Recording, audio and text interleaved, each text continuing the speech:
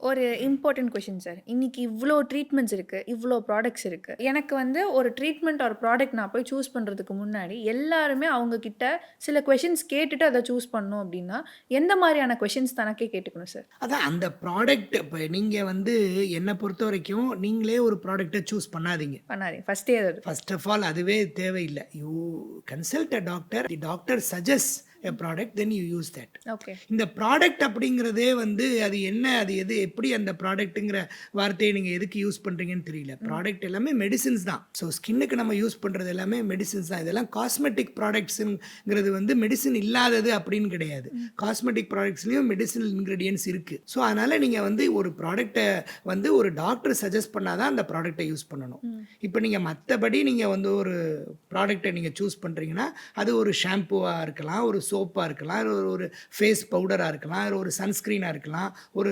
Moisturising crema இருக்கலாம்.